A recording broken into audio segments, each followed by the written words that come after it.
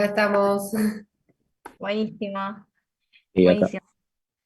Bueno, ¿qué vamos a hacer ahora? Entonces, vamos a hablar de dos guías en particular. En realidad, la que vamos a ver más en profundidad va a ser la guía de la ADA, la Asociación Americana de Diabetes, porque la guía del TRAPS, la verdad es que no aporta nada significativo en comparación con la guía del Ministerio de Salud. A ver, me ordeno. Ustedes no sé si saben, imagino que sí, porque ya están a poco el examen, la bibliografía obligatoria de diabetes involucra, obviamente, por un lado, la información del HARS. Por otro lado, la guía del Ministerio de Salud del manejo de la diabetes de tipo 2, que esa guía no abarca complicaciones agudas ni crónicas y habla solamente de metas de control glucémico. Después tenemos la guía del TRAPS, que es esta, que es una guía vieja, y después tenemos la guía de la ADA, de la Asociación Americana de Diabetes. ¿Qué hacemos con toda esta información del mismo tema, que en definitiva va a ser más que nada diabetes 2? Yo le diría que, bueno, siempre digo, vieron que en el apunte ustedes tienen como bien desarrollada la guía de diabetes 2 del Ministerio de Salud, que es la que ya venía entrando en exámenes previos. Esa es una buena base, a partir de la cual nosotros ahora vamos a ver qué cambios hubo nada más, ¿sí? Con esta adición de guías nuevas. Es la primera vez que hay tres guías del mismo tema, digamos. O sea, siempre hay una guía. Esta es la primera vez que va a haber tres guías del mismo tema. Entonces, es raro que pregunten, bueno, ¿qué dice el TRAPS? ¿Qué dice la del Ministerio de Salud? ¿Qué dice la de la DADA? A mí me parece que no va a ir apuntado a eso, sino como a conceptos generales y bueno. En definitiva, tenemos que ver cuál va a ser lo más actualizado, lo cual vamos a poder aplicar nosotros. La guía del Ministerio de Salud es bastante completa. Por ahí hay cosas de la ADA que vamos a ver al final, que vamos a tener que sí, por ahí reforzar, actualizar o cambiar, que me parece un poquito más acorde por la edad, perdón, el año en el cual fueron publicadas, ¿no? La guía de la Ministerio de Salud es 2019 y estas 2023-2024, ¿sí? La guía del TRAPS que entra es solamente el capítulo de insulinización, ¿sí? Porque el TRAPS es una guía larga que habla de diabetes, otro capítulo de obesidad y demás. Bueno, el capítulo que entra es solamente el de insulinización, respecto de diabetes, ¿no? Entonces, ¿qué vamos a ver? Bueno, puntualmente, ¿cuál es la indicación de insulinización para esta guía? Porque en realidad después habla mucho de, bueno, tipos de insulina, cómo aplicar la insulina, bueno, cosas que nosotros ya deberíamos saber de otras guías anteriores, ¿sí? La guía del TRAPS dice que al momento del diagnóstico de la diabetes 2, por la característica de ser tan silenciosa, ¿sí? Al momento de la presentación, ya la mitad de los pacientes suelen tener una complicación. Y vimos también que dijimos que la complicación más frecuente de los pacientes con diabetes es la neuropatía, ¿sí? Que al momento del diagnóstico, un 21% de los pacientes ya tiene algún tipo de complicación neuropática, ¿sí? Respecto a la insulinoterapia, que es puntualmente el capítulo que nosotros vamos a ver, en verdad ya vimos también digamos, lo que es el Harrison y demás, información vieja, estos tipos de insulina, pero agrega, ¿sí? O sea, yo le voy a mostrar lo nuevo. ¿Qué es lo que agrega? La insulina de Gludec, ¿sí? La insulina de Gludec o Tresiba, que es el nombre comercial, tiene como características un análogo prolongado, al igual que la glargina, al igual que el determin, que comienza a actuar entre la primera y la segunda hora, que no tiene nada de pico de acción, por lo cual el riesgo de hipoglucemia es mínimo, mínimo a nulo, digamos, y que la característica más importante es la duración de acción, que dura más de 40 horas, ¿sí? Es decir, en realidad la aplicación sigue siendo una vez por día, pero si el paciente quizás se olvida de aplicarse una vez, no pasaría nada, si seguiría cubierto por la duración del efecto de la de Gludec, ¿sí? Después el resto son las mismas que ya conocemos, ¿sí? Las de corrección, los dos primeros, las dos primeras filas y las basales, ¿sí? Entonces, a ver, en la guía del Ministerio de Salud dice que nosotros, en realidad, debiéramos insulinizar al paciente solamente en una primera instancia si tiene síntomas de hiperglucemia, si tiene pérdida de peso, poliuria, polipsia o polifagia. Pero no me indica insulinizarlo si tengo determinado valor de glicosilada o determinado valor de glucemia. O sea, esta va a ser la primera y gran diferencia que va a tener este capítulo de insulinización con la guía del Ministerio de Salud, ¿sí? O sea, la otra es, no me importa si tiene una glicosilada de 10 o de 11, solamente le indico insulina de inicio si el paciente presenta síntomas de hiperglucemia, ¿sí? Después, por supuesto, que en tercer escalón terapéutico puedo insulinizar cuando ya no me queda otra opción, pero de inicio lo doy solamente si está sintomático. Ahora, esta guía dice que si la glicosilada es mayor a 9,5 o la glucemia en plasma en ayunas es mayor a 250 o mayor a 300, digamos, aunque sea un postprandial, o sea, aleatoriamente, el paciente también debiera considerarse para agregar insulina porque el razonamiento es que si yo veo la potencia que tienen los fármacos antidiabéticos para bajar la hemoglobina glicosilada, si yo tengo que tener una meta general de menos del 7% y lo más potente es, por ejemplo, una sulfanilurea que baja no más de un 1%, entonces, por más que sume 2 o 3 antidiabéticos, es difícil. Sí, por el resto la potencia es de 0,5, 0,2, no es tan potente para bajar el porcentaje de la glicosilada. Si yo sumo 2 o 3 antidiabéticos, no voy a llegar rápidamente a menos de 7. ¿Sí? Esa sería la idea. Entonces, trata de, te dice ahí atrás, de insulinizar con valores de glicosilada mayor a 9,5 o glucemias en ayunas mayor a 250 o postprandial mayor a 300. ¿Sí? Y por supuesto, lo que ya sabemos, si tiene pérdida de peso, es un signo de alarma, una bandera roja de que el paciente está perdiendo la reserva pancreática de insulina, ¿sí? Entonces, ese sería como uno de los cambios. De todas formas, tampoco sé por qué está la guía de TRAPS, historia con sinceridad, porque también tenemos indicaciones muy similares para insulinizar en la guía de la ADA. Entonces, no creo que me digan, bueno, la guía del TRAPS dice más de 9,5, ahora vamos a ver que la guía de la ADA dice con glicosilada mayor de 10, la otra no dice nada. Bueno, no creo que se pongan a discriminar en lo que dice una guía o en lo que dice otra, ¿sí? Pero si a mí me preguntan, ahora vamos a ver la guía de la ADA que también dice insulinizar según el valor de la glicosilada.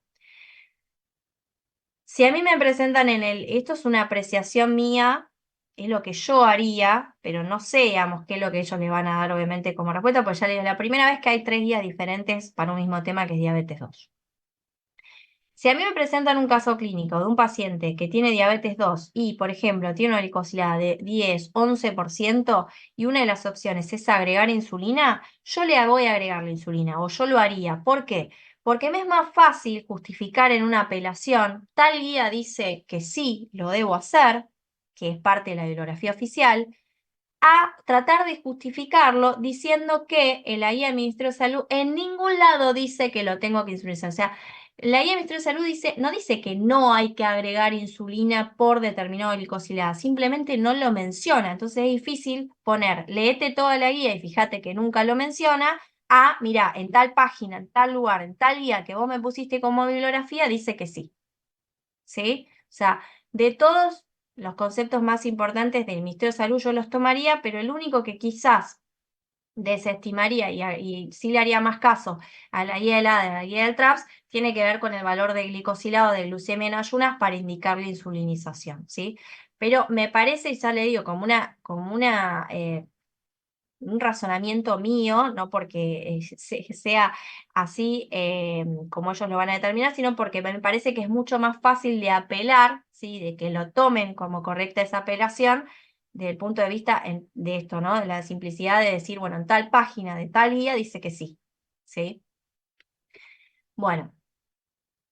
Volviendo, vamos a hablar de la guía de la ADA, ¿sí? Y repito, yo lo que voy a marcar son las diferencias con los conceptos básicos que ya deberíamos tener, ¿sí? Que son los que se ven tanto en el Harrison como en la guía de Ministerio de Salud, ¿sí? En clasificación y diagnóstico de la diabetes, la guía de la Asociación Americana de Diabetes, bueno, la clasificación es la misma, que ya vimos, diabetes 1, diabetes 2, otros tipos específicos de diabetes, pero esta guía es tan amplia que abarca capítulos enteros sobre diabetes y fibrosis quística, diabetes y HIV, diabetes post-trasplante de órganos, ¿sí? Que es el famoso NODAT, ¿sí?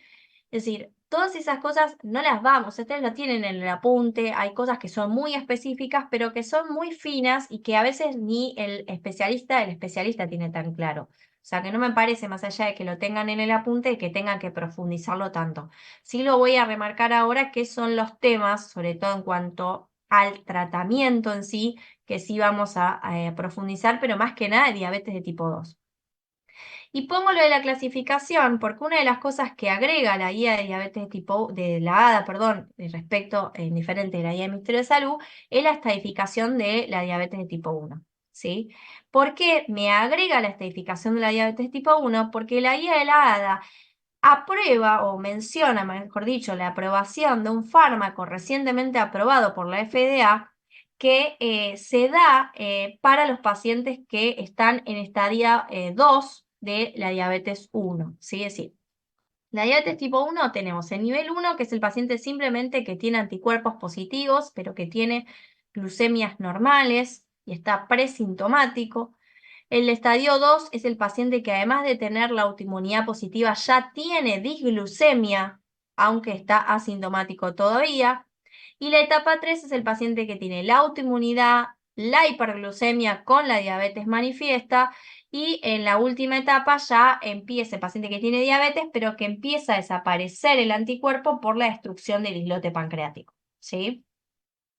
Entonces, esto, ¿por qué digamos, puedo llegar a detectar un paciente con autoinmunidad que aún no tenga diabetes? Y bueno, en algunos lugares, sobre todo el primer mundo, se hace como un screening en pacientes familiares de diabetes tipo 1, sobre todo si son mellizos, gemelos y demás, para ver si podrían tener altas chances también de evolucionar a diabetes 1. Entonces, si de repente yo encuentro un paciente que tiene autoinmunidad positiva y que tiene una lidisglucemia, ¿sí? Ya podría indicarle un anticuerpo, que ahora vamos a ver cuál es, un anticuerpo, una terapia inmunológica para frenar la evolución a diabetes de tipo 1. ¿Sí? También me parece como muy específico, pero lo nombramos porque es algo que antes no aparecía. Esto sí es muy importante. Screening de diabetes. Nosotros en la guía del Ministerio de Salud debíamos haber estudiado que el screening se hacía a todas las personas de más de 45 años de edad o en menores de 45 con otro factor de riesgo. ¿Qué es lo que dice la guía de la ADA? Me va a bajar el punto de corte de la edad de los 45 a los 35 años y en los pacientes que tengan menos de 35 años se va a poner más estricto, porque los que tienen menos de 35 tienen que tener sí o sí sobrepeso u obesidad más otro factor de riesgo, es decir, que la diferencia va a ser que sí o sí van a tener que tener sobrepeso o obesidad. En la guía del Ministerio de Salud de repente podía tener, no sé, 30 años y tener la madre con diabetes de tipo 2, no tener sobrepeso o obesidad y ya era una indicación para hacerle screening. En cambio, en este caso tiene que tener sí o sí sobrepeso, obesidad, más otro factor. Los factores van a ser los mismos que vimos antes, familiar de primer grado con diabetes, ¿sí? Bueno, la raza en este caso es anecdótica porque los latinos, ¿sí? Nativoamericanos, además, ya estábamos dentro de factor de riesgo. La historia de enfermedad cardiovascular, la hipertensión, ¿sí? O en terapia para hipertensión, el HL bajo, el aumento de los triglicéridos mayores a 250, la poliquistosis ovárica, el sedentarismo, los signos de insulinoresistencia, la prediabetes o la diabetes gestacional, ¿sí? Entonces, con más de 35 ya le puedo pedir glucemia en ayunas, con menos de 35 si tienen sobrepeso y obesidad, más otro factor de riesgo adicional, ¿sí? Ahora, bueno, también si van a empezar terapia antirretroviral, antes de empezar y entre los 3 y 6 meses de iniciada la terapia antirretroviral, también debiera pedir una glucemia en ayunas. Ahora, ¿desde qué edad? Yo digo, bueno, los menores de 35 que tienen sobrepeso, obesidad y otro factor de riesgo tienen que tener el screening. Pero ¿desde qué edad? ¿Desde que son bebés? ¿Desde que tienen 2, 3, 4 años? No. La edad más baja, el punto mínimo para pedir glucemia en ayunas son o los 10 años o después de iniciar la pubertad, lo que haya ocurrido primero. ¿Sí? Es decir, en pediatría se pide la evaluación de la glucemia en ayunas en niños y adolescentes que tengan sobrepeso o obesidad y otro factor de riesgo más cuando tienen más de 10 años o si ya empezaron la pubertad. ¿Sí?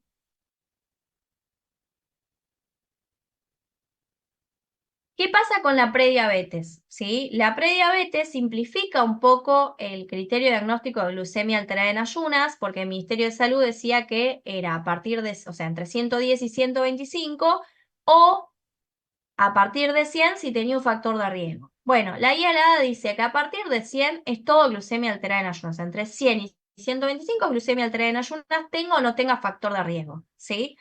El diagnóstico de intolerancia a la glucosa es el mismo, o sea, a las 2 horas de la curva de glucosa, valores entre 140 y 199 es intolerancia a la glucosa, y la glicosilada entre 5,7 y 6,4 es promedio de prediabetes. Por ahí no puedo distinguir entre glucemia alterada en ayunas e intolerancia a la glucosa, pero en definitiva es una prediabetes, ¿sí?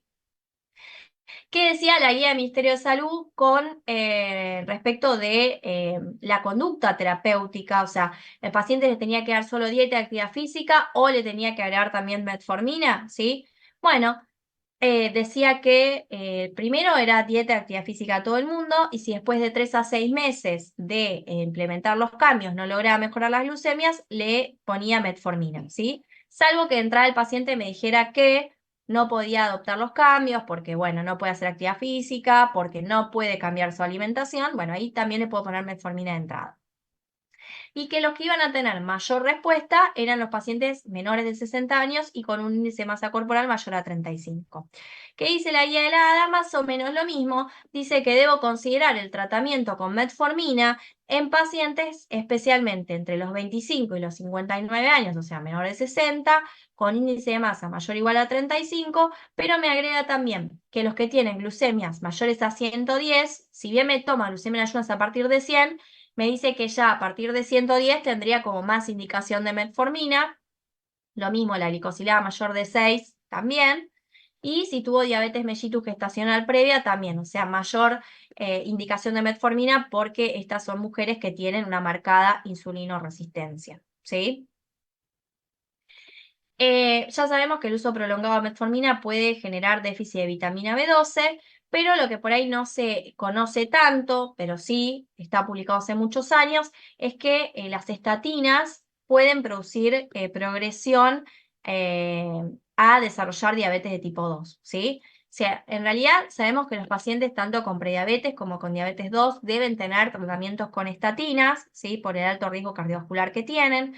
Pero bueno, ¿qué pasa si yo, por tener, no sé, una prediabetes, le pongo una estatina y termino produciendo que el paciente evolucione rápidamente una prediabetes a una diabetes de tipo 2? La respuesta es que en realidad yo debo instaurar la estatina, no debo suspenderla, porque el riesgo de suspender la estatina y de la enfermedad cardiovascular aterosclerótica que puede tener va a ser mucho peor y más riesgoso que la evolución en sí de la prediabetes a la diabetes de tipo 2. O sea, así que no habría que suspender la terapia estatínica, ¿sí? Y esto es lo que dijimos antes. Hasta ahora estamos hablando de prediabetes 2, ¿sí? Pero si estamos hablando de un paciente que está en estadio de prediabetes de tipo 1 porque tiene autoinmunidad positiva, podría tener la indicación de teplizumab, ¿sí? A partir de los 8 años de edad en pacientes que están en etapa 2, ¿sí? O sea, ¿qué quiere decir? Que eran pacientes con autoinmunidad positiva y con disglucemia, todavía no diabetes, o sea, que eran prediabéticos con autoinmunidad positiva, ¿sí? Teplizumab a partir de los 8 años de edad.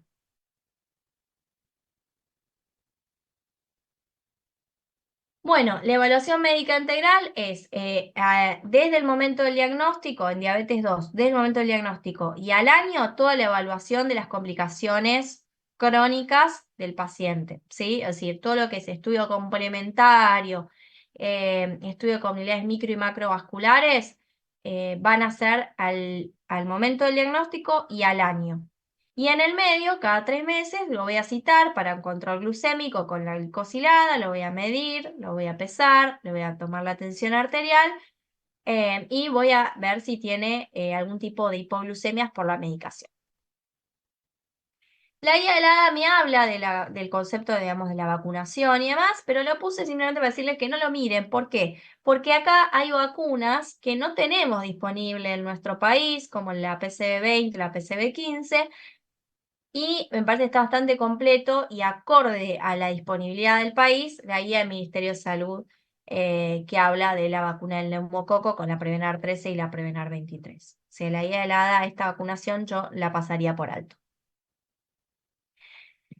Esta guía de la ADA, a diferencia de la guía del Ministerio de Salud, me plantea individualizar el tratamiento, porque la guía del Ministerio de Salud es una guía escalonada, rígida, en función del control glucémico del paciente nada más, ¿sí? Si controla, sigo con eso. Si no controla, voy escalonando el tratamiento. Sí, hay pacientes que tienen indicación de inhibidor de SGLT2 o agonista del GLP-1, pero acá se va a ampliar mucho más esa indicación, ¿sí? En cambio, en la guía de la ADA, ¿con qué empiezo? Depende de qué es lo que tenga y qué predomina como comorbilidad en ese paciente. Entonces, una de las cosas que yo tengo que evaluar es la presencia de hígado graso no alcohólico, ¿sí? Ese hígado graso voy a tener que evaluarlo en pacientes, ya sea con diabetes de tipo 2 o prediabetes, con, digamos, a través de un screening, que es el índice de fibrosis 4, que se calcula a partir de la edad, el nivel de transaminasas y el recuento de plaquetas, ¿sí? Un valor menor a 1,3 se considera de menor riesgo y mayor a 2,6 como alta probabilidad de fibrosis avanzada. Si ya tiene un índice de fibrosis determinado alto, requiere hacer una elastografía, ¿sí? Y probablemente ese paciente deba ser tratado o con un agonista del GLP-1 o con pioglitazona, que son los dos fármacos que han tenido efecto y beneficio demostrado en los estudios para la esteatopatitis no alcohólica, ¿sí? Entonces, si tengo un paciente que tiene hígado graso, quizás convenga adherir al tratamiento un agonista del GLP-1 o bien una pioglitazona. También sabemos que para valorar control glucémico, uno de los métodos más ampliamente utilizados es la hemoglobina glicosilada, ¿sí? Si bien la hemoglobina glicosilada es la métrica hasta la fecha con más ensayos clínicos que demuestran los beneficios del control glucémico, en los últimos años se ha introducido esta terminología que es el TIR o el famoso tiempo en rango, ¿sí? Yo creo que el tiempo en rango dentro de poco va a pasar a, digamos, ser el eje fundamental del control glucémico, superando la glicosilada. El tema es que desde hace años la glicosilada sigue siendo la predominante para hablar de control glucémico, entonces la cantidad de ensayos publicados con la glicosilada desborda, por supuesto, a los que evalúan el tiempo en rango. ¿De dónde nace el concepto de tiempo en rango? Del uso de dispositivos, tales como el monitoreo continuo de glucosa o como el famoso freestyle libre, que es digamos, un sensor de tipo flash, donde el paciente tiene un parche redondo en el brazo y se puede escanear con el celular para ver qué control de glucosa intersticial tiene, ¿sí? O sea, esos dispositivos vinieron a cambiar un poco la calidad de vida, sobre todo de los pacientes, por ejemplo, con diabetes de tipo 1, que tienen mínimo 4 a 6 mediciones con pinchazos en el dedo, ¿sí? Por día, y generalmente desde muy chiquitos, a simplemente usar un parchecito, pasar el celular por encima del parche y escanear qué valor tienen. Imagínense que eso, para una persona que se pincha todos los días el dedo, varias veces por día, le cambia rotundamente la calidad de vida. Hay que tener en cuenta que ese parchecito mide, como dije, glucosa intersticial, por lo cual hay una diferencia en cuanto al el valor real de glucemia y sobre todo en cuanto al tiempo, ¿sí? O sea, ya sabemos que con la glucosa capilar hay una cierta diferencia con la glucemia, más aún lo va a haber con la glucosa intersticial, ¿sí? Entonces, en algunas circunstancias los pacientes igual necesitan tener el glucómetro y las tiras reactivas porque, por ejemplo, cuando uno se escanea, te tira el valor de la glucosa intersticial y una tendencia con una flechita hacia arriba o hacia abajo. O sea, te está diciendo si la glucosa está subiendo o está bajando. Por ejemplo, si vos te escaneás ahora y te da 80 y tenés una flecha para abajo, es muy probable que ya por la diferencia de tiempo que hay en la medición, sí que ya estés haciendo una hipoglucemia. Entonces, tenés que tener además la tira reactiva para en esas circunstancias solamente medirte y constatar si no estás en hipoglucemia, ¿sí?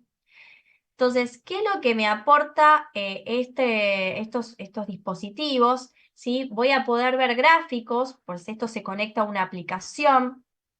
Esto, por ejemplo, es uno de los tantos gráficos que me muestra, donde voy a poder ver cuánto tiempo se encuentra dentro del rango objetivo el paciente.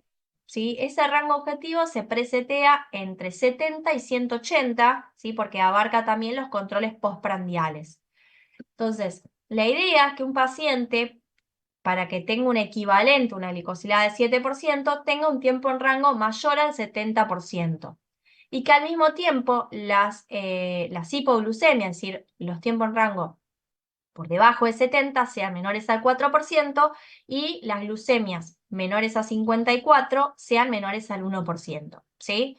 Entonces, por ejemplo, este paciente prototipo que se escaneó, yo entro a la app, siendo el médico, pongo, por ejemplo, el nombre del paciente y puedo automáticamente ver cómo estuvo todo el día. ¿Sí? Y veo que este paciente, por ejemplo, tiene un tiempo en rango en verde de un 46%, por lo cual no está en objetivo porque debiera estar más de un 70%, que tiene un 10% de hipoglucemias totales cuando debieran ser menores a 4, 5% de hipoglucemias muy bajas menores a 54 cuando debiera tener menores de 1 y 44% de hiperglucemia. O sea, este paciente lo que hace es hipo e hiperglucemias reactivas todo el tiempo. Esto subir y bajar marca la variabilidad glucémica. La variabilidad glucémica es esto de pasar de hipo a hiperglucemias y debiera ser menor al 36%. ¿Sí? Este concepto de variabilidad glucémica se introdujo en los últimos años y se vio que a mayor variabilidad glucémica, mayor daño vascular y mortalidad a largo plazo. Antes uno se centraba más bien en que el paciente no tenga hiperglucemias. Hoy en día, sí, a veces se sobreinsulinizaba el paciente, de hecho todavía se sigue haciendo. Hoy en día lo más importante es que el paciente no pase de hipo a hiper, ¿sí? No pase de subir y bajar. Es mejor que esté más bien estable en una hiperglucemia controlada y moderada a tener hipo e hiperglucemias reactivas, ¿sí? ¿Se entiende más? Digo, porque al darlo online y que por ahí no haya un feedback, no sé si por ahí es chino básico y no se entiende el concepto. Sí, sí se entiende. Sí, se entiende. Y una pregunta, en el caso de que la variabilidad sea alta, ¿qué se hace? O Y sea, en ¿se cambia el general tratamiento? habla de una sobreinsulinización, la gran mayoría de las veces, o de sobreterapia, o sea, que el paciente esté, el problema que, más importante son las hipoglucemias, ¿sí? Si hay variabilidad glucémica, evidentemente lo que más tenés que evitar es la hipoglucemia. Si no hay hipoglucemia, no va a haber hiperglucemia reactiva, ese es el concepto, ¿sí? De hecho, la guía habla también en un momento sobre la sobreinsulinización, sobre todo, ¿sí? A veces el paciente viene y te trae el automonitoreo y dice, por ejemplo, sacando esto por ahí que no lo podemos observar, solamente veo el tiempo en rango, pero ponele que a vos te traiga el pinchazo y te anote en un cuadernito. Y vos vas a ver predesayuno, de hecho, por ejemplo, hoy me pasó un paciente, predesayuno tenía 120, 100 y de pronto tenía 40. 57 y el mismo día a la tarde tenía 300. A la noche me hacía un 400. Entonces, ¿qué pudo haber hecho, no sé, algún otro médico o demás, o yo si lo hubiese interpretado mal, podría haber puesto más insulina al mediodía o a la tarde porque tiene hiperglucemias a la noche, ¿sí? Tenía 300 y 400 a la tarde y a la noche. Pero en realidad si vos lo interpretás como que esa hiperglucemia es reactiva, que le bajó mucho a la noche, la única conducta era bajar la insulina de la noche. Si no le baja mucho, no va a tener esa hiperglucemia reactiva y se va a mantener más estable. ¿Se entiende un poco el concepto? O sea, la idea es evitar las hipoglucemias, ¿sí? Tampoco tenerlo descompensado, por supuesto, pero no tener hipoglucemias, valores menores de 70, por lo menos en un porcentaje menor al 4%, ¿sí? De todas sus mediciones. Perfecto, sí. Bueno, bueno. Bueno, esto es importante, ¿sí? Nosotros en la guía del Ministerio de Salud teníamos como información que si el paciente que tenía antecedente de enfermedad cardiovascular isquémica, solamente isquémica, que no estaba en buen control, ya sea con metformina o sin ella, el paciente tenía que tener como agregado inhibidor de SGLT2 o agonista del GLP-1. O sea, la guía del Ministerio de Salud avalaba usar estos medicamentos más caros solamente en pacientes que tuvieran otro factor de riesgo adicional, que es digamos, que estuvieran en prevención secundaria, digamos, de enfermedad cardiovascular. Porque decía que en prevención primaria no ameritaba hacer tal gasto, porque la verdad que los medicamentos son caros, tal gasto siendo que, por ejemplo, la metformina también tiene ensayos que demuestran la disminución de la mortalidad cardiovascular. Por supuesto que la disminución de la mortalidad es mayor con inhibidores de SGLT2 y mayor con agonista del GLP-1, ¿sí? Pero bueno, la guía del Ministerio de Salud decía eso, solamente lo voy a dar si el paciente tiene un mal control y ya tuvo un evento cardiovascular. ¿Qué dice la guía de la ADA? Que debo añadir el inhibidor de SGLT2 o el agonista del GLP-1 porque han demostrado beneficios en enfermedad cardiovascular en pacientes que tienen enfermedad cardiovascular establecida, enfermedad renal crónica e insuficiencia cardíaca. O sea, la primera diferencia es que no solamente me toma enfermedad cardiovascular, sino también me está hablando de que los pacientes con enfermedad renal crónica e insuficiencia cardíaca también deben tener inhibidores de SGLT2 o agonista del GLP-1. Y el segundo detalle también es que dice, no depende si ese beneficio del porcentaje de reducción de la glicosilada, por lo cual hay que considerar el inicio en personas con diabetes tipo 2 y enfermedad cardiovascular, independientemente del objetivo actual de la glicosilada o de la glicosilada del tratamiento con metformina. ¿Qué quiere decir? Que por más que esté en un buen control glucémico, tenés que agregar el inhibidor de SGLT2 o el agonista del GLP-1. Ejemplo. Paciente que viene con un reciente diagnóstico de diabetes de tipo 2, ¿sí? Y la glucemia, perdón, la hemoglobina glicosilada basal es de 6,7. ¿Está en un buen control, sí o no? Sí, Sí, perfecto, porque por meta general voy a tomar menor de 7. Bien, ese mismo paciente que tiene la glicosilada de 6,7 tiene como antecedente un infarto agudo de miocardio y está en tratamiento con metformina. Para la guía del Ministerio de Salud, ¿tengo que adherir el inhibidor de SGLT2 o el agonista del GLP-1, sí o no?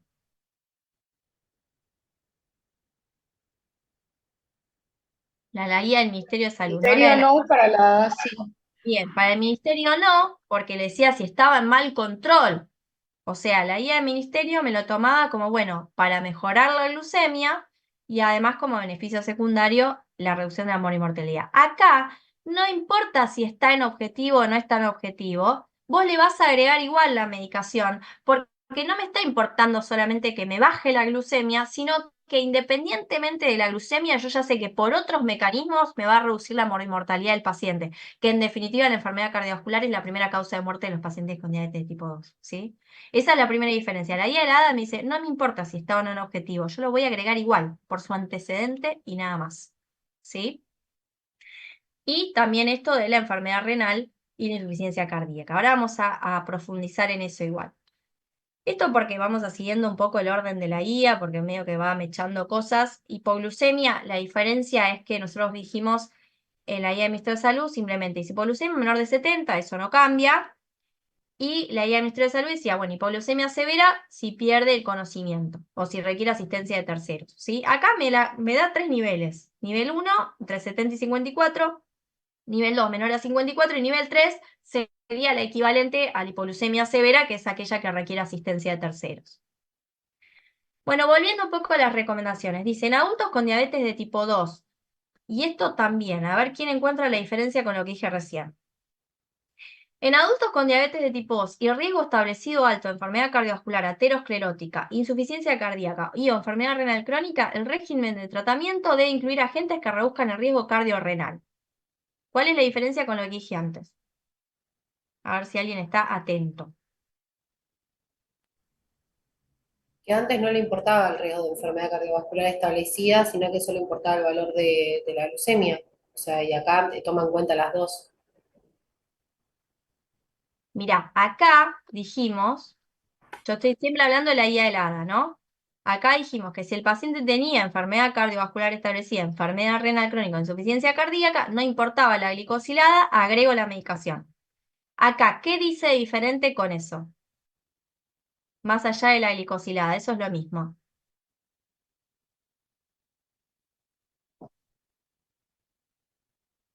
Bueno, se los digo yo. Acá me dice paciente que tenga riesgo establecido o alto de enfermedad cardiovascular. O sea que es un paciente que no tuvo todavía el evento, que está en prevención primaria, pero que sí cuando le haces el score de riesgo te da alto. Esa es la diferencia. La guía de la ADA, si tiene alto riesgo de tener la enfermedad, aunque no la haya tenido, también te manda a agregar inhibidor de SGLT2 o agonista del GLP-1. ¿Sí? El score de riesgo lo puedes hacer con cualquiera de los scores, tipo el de Framingham, el de la AJA, bueno, cualquiera que se te ocurra, te manda distintos links a los cuales puedes acceder, le calculas el riesgo, si te da elevado, también tendría una indicación de estos fármacos, ¿sí?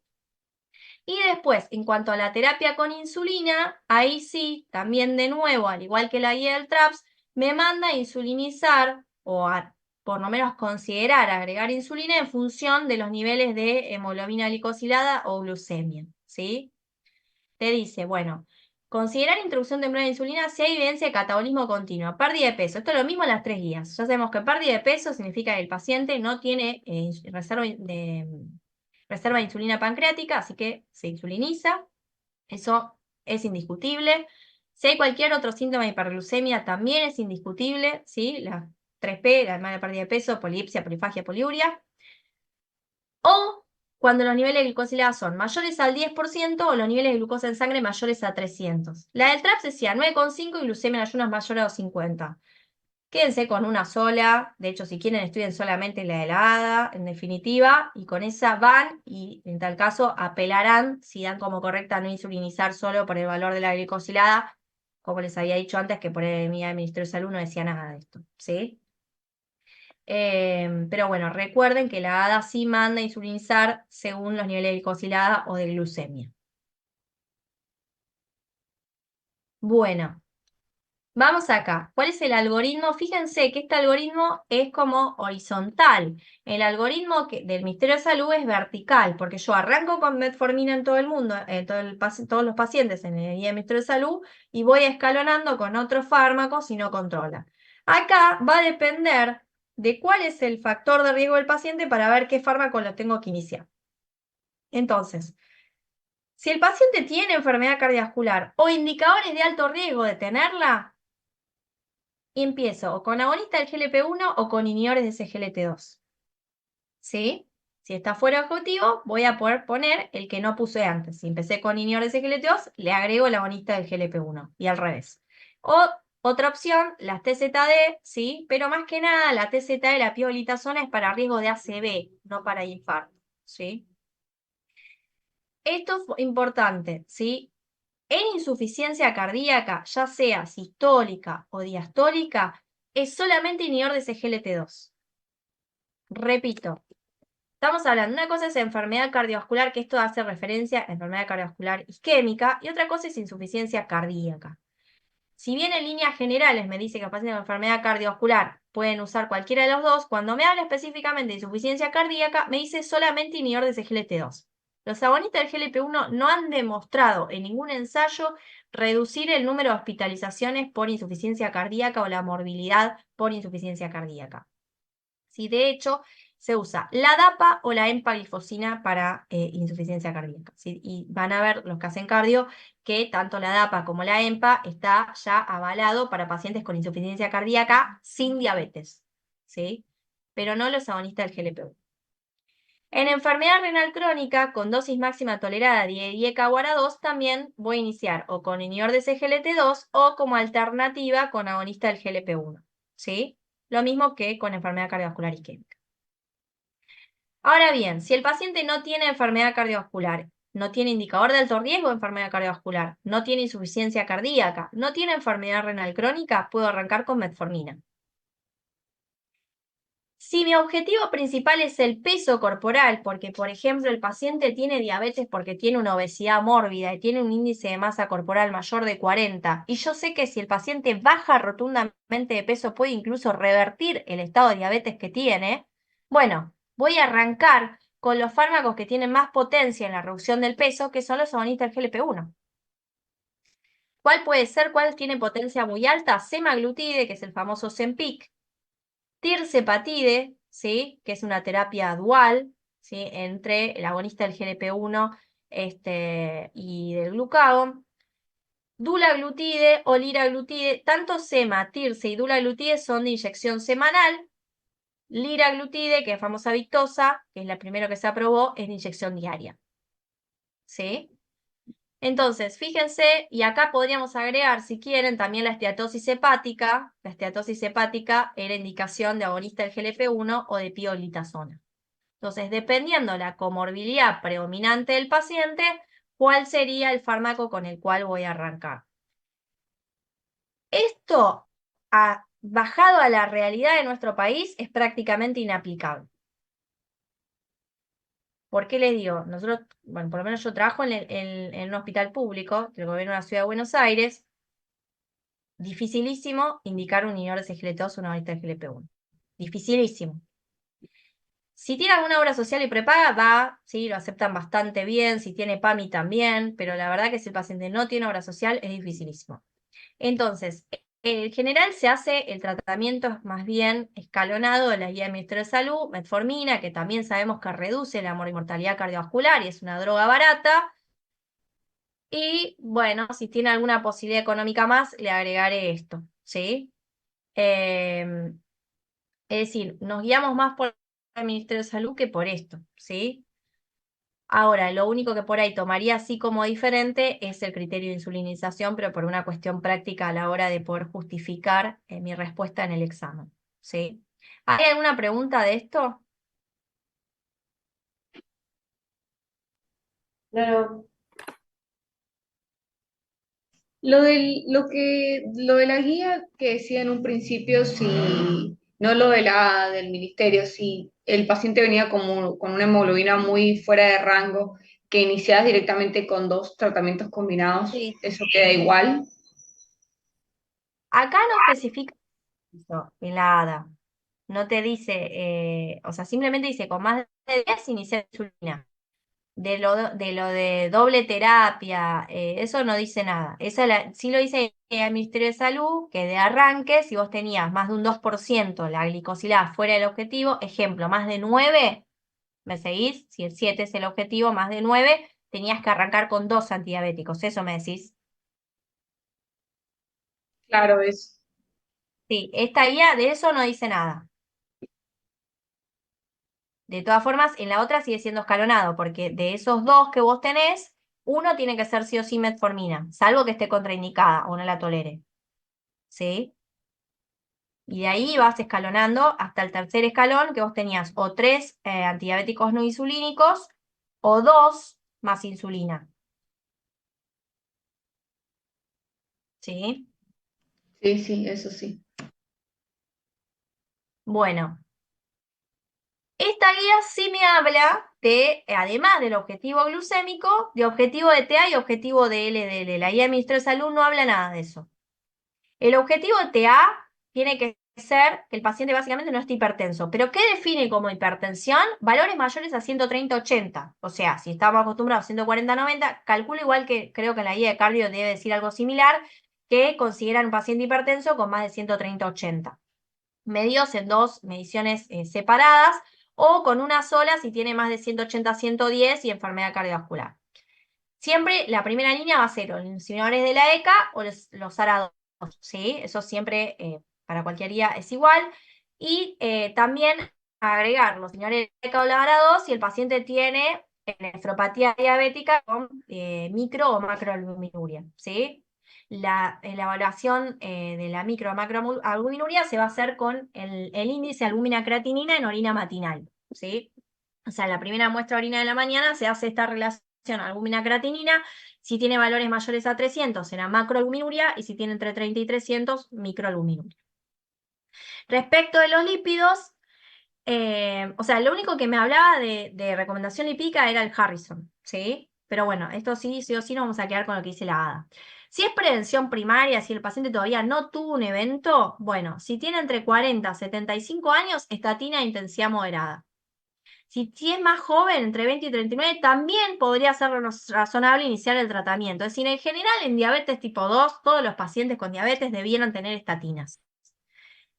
Y lo mínimo que deben tener es una intensidad moderada. ¿Sí?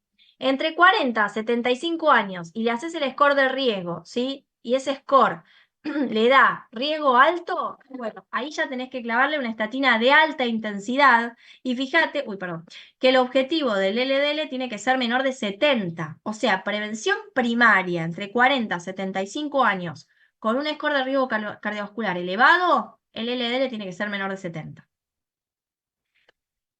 Podés, si no llegás con estatina, podés agregar ezetimibe o un inhibidor de PCSK9, ¿sí? Ahora, si ya estás en prevención secundaria, si el paciente ya tuvo un evento, siempre obviamente es estatina de alta intensidad y el objetivo del LDL pasa a ser menor de 55, o sea, se intensifica mucho el objetivo del LDL, ¿sí? O sea, ¿cuántos pacientes con diabetes de tipo 2 tienen menores de 70 o menor de 55 de LDL? Muy pocos, realmente se estima mucho o se es muy poco intensivo con el tratamiento objetivo de los lípidos, ¿sí? En diabetes.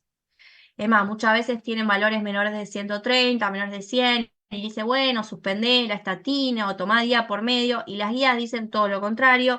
Hay un alta, digamos, poder residual de ese LDL pequeño y denso, entonces cada vez se está bajando más el objetivo del LDL, ¿sí?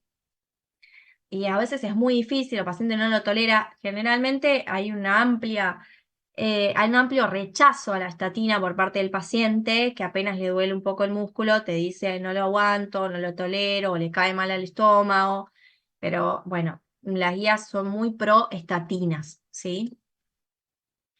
Bueno, después, respecto a la enfermedad cardiovascular, en cuanto al uso del ecoestrés, de la ergometría y demás, bueno, coincide un poco con lo que decía el Harrison en cuanto, bueno, a dejar estos estudios como de más alta complejidad para pacientes que tienen síntomas de enfermedad isquémica, ya sea coronaria, cerebral o cardíaco, ¿sí? Es decir, si está asintomático para enfermedad isquémica, no le pidas nada de alta complejidad, pero sí hacerlo si tiene algún síntoma cardíaco atípico, signo de enfermedad vascular asociada, soplos, AIT, ya tuvo ACV, claudicación, enfermedad arterial periférica o anomalías del electrocardiograma. Bueno, la enfermedad renal por diabetes, ya lo dije, se estudia con la relación albúmina-creatinina en orina matinal, se hace desde el momento del diagnóstico y anualmente en diabetes de tipo 2 y en diabetes de tipo 1 toda la evaluación de las complicaciones microvasculares se hacen recién a los 5 años del diagnóstico, ¿sí? Bueno, sabemos que se inicia tratamiento con IECA o ARA2 y en pacientes que están en máxima dosis tendrían que iniciar con inhibidores de SGLT2 o agonistas del GLP-1. Respecto de la retinopatía, bueno, para retinopatía proliferativa, el láser panretiniano, eso no cambia la indicación, pero para la no proliferativa, perdón, no para la no proliferativa, para el edema de mácula, el Harrison decía que tenía que ser la primera línea la fotocoagulación focal, y esta guía dice que la primera línea es la inyección intravítrea de factor de crecimiento endotelial antivascular, ¿sí? Bueno, y para terminar la clase, 2 palabras de diabetes en internación. No sé bien qué concepto ustedes tienen de diabetes en internación, pero para repasar un poco, los pacientes que tienen, que cursan una internación, no podrían usar ningún antidiabético no insulínico, ¿sí? Salvo algunas excepciones con algunos ensayos que se están haciendo ahora, con algún inhibidor de PP4 o algún inhibidor de SGLT2, pero que ya haya pasado como el periodo agudo, que ya esté prealta, digamos. Pero en líneas generales no se puede usar ningún antidiabético porque no hay, que no sea insulina, porque no hay evidencia científica que lo avale. Entonces, sea cual sea la medicación que tomar en su casa y si estaba en buen o mal control, cuando ingresa, ese paciente debe suspender esa medicación. Lo primero que tengo que saber, si el paciente no sabe si era diabético o no, si ya me trae una glucemia de más de 140, yo le tengo que hacer una glicosilada. ¿Por qué? Porque de esa forma voy a saber si ya tenía diabetes o si puede ser una hiperglucemia por estrés, ¿sí? Que eso también me va a discriminar al alta cuál va a ser el tratamiento. Entonces, lo primero que voy a hacer es hacerle como unos hemoglucos y evaluación de qué glucemias tiene. Si ya tiene en dos ocasiones glucemias mayores a 180, voy a tener que iniciar la terapia con insulina, ¿sí? El objetivo de la insulinoterapia en la sala de internación es entre 140 y 180, ¿sí? O sea, a diferencia de un ambulatorio donde busco entre 80 y 130, en la internación voy a buscar entre 140 y 180. Por la condición de estrés que está teniendo, asumo que sus glucemias van a estar un poco más altas. Y ese valor objetivo es para la mayoría de los pacientes tanto en estado crítico como no crítico, ¿sí? ¿Cómo es la insulinización? La idea es que si voy a insulinizar al paciente, todos tienen que tener insulina basal, cosa que muchas veces no pasa. Los pacientes a veces están internados y tienen solamente hemoglucotés precomidas y correcciones, pero no tienen insulina basal. Eso es lo que dice que está mal, ¿sí? Se desaconseja el uso de una corrección o insulina suplementaria sin insulina basal, a menudo denominado a escala móvil, o sea, esto de si tienen 150, 199, 2 unidades, ¿sí? Y así va escalando en el entorno hospitalario. ¿Por qué? Porque si no hay insulina basal, no hay un beneficio en cuanto a la disminución de los días de internación y de la aparición de complicaciones por la hiperglucemia. Entonces, si voy a insulinizar, siempre un componente tiene que ser basal, no solamente de corrección. Si el paciente está con nada bioral, los hemoglucos lo va a tener cada 6 horas y va a tener insulina basal más bolos de corrección, ¿sí? O sea, la basal más, bueno, si tengo 150, doy 2 unidades, ¿sí? De corrección. Y si come, ya va a tener los hemoglucos precomidas y va a tener la basal, la de corrección, pero le voy a sumar también la insulina prandial. ¿Cuál es la diferencia entre la prandial y la de corrección? La prandial es X cantidad de insulina de corrección según la cantidad de hidratos de carbono que va a comer. La de corrección es según el valor que tenga de glucosa antes de comer. Por ejemplo, si yo le voy a medir antes de desayunar y ese paciente tiene 180 antes del desayuno, bueno, por 180 le corresponden 2 unidades de corrección. Pero como va a comer 30 gramos de hidratos, son 2 unidades más. O sea que en total va a corregir con 4 unidades, ¿sí? Esta prandial es la que el paciente que no come no va a tener, ¿sí? Pero en definitiva todos tienen insulina basal, ¿está? Entonces, paciente que viene con diabetes tipo 2 tratado con metformina y se interna porque tiene una neumonía, una infección urinaria o lo que se os ocurra. ¿Qué va a hacer con su tratamiento? Suspender todo el tratamiento no insulínico y seguramente iniciar, si tiene hiperglucemia más de 180, iniciar un tratamiento con insulina basal más corrección o basal más prandial y corrección si es que está comiendo, ¿sí? ¿Se entendió eso?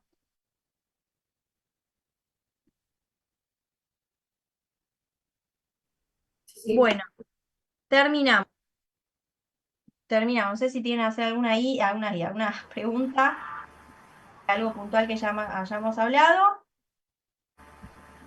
Si no, les voy a dejar igual un mail acá, donde pueden ustedes, si tienen alguna duda de algún examen viejo y demás, mandar todo el enunciado y las opciones que figuran a ese mail, endocrinologiacr@gmail.com, y los vamos a ayudar con eso, ¿sí? Doc, una pregunta. Sí. Suponemos que cuando nos pregunten nos pondrán el nombre de la guía. Yo espero que no, o sea, porque si no va a ser muy difícil, te tenés que aprender al pie de la letra las 3 guías y saber cuál es la diferencia una con otra. Yo creo que van a ir a lo general, donde no hay diferencias, y si no, en definitiva, mi consejo es saber bien la guía del Ministerio de Salud, la guía de la ADA, retener los criterios de utilización y estos criterios de inhibidores de y agonistas de histamina, ¿ok? Ya. Bueno, se cortó un poco, pero Puse no se sube al drive que no sé qué, perdón, Patricia. La clase a veces la suena al drive que tenemos del CEDAR, como para Ah, ver. no sé, eso, perdón. Ah, no sé, eso ahora hablan con la administración a ver si lo suben. No tengo idea si lo suben o no. Dale, gracias, Voy Doc.